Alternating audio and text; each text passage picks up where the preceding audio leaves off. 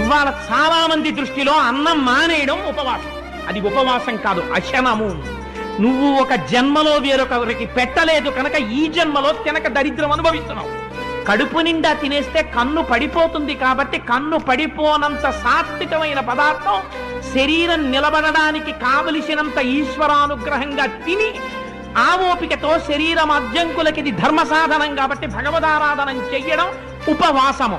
ఉప అంటే సమీపమునందు, వసి అంటే నివసించుట, ఈశ్వరుని గుణముల యందు మునుక వేయుట.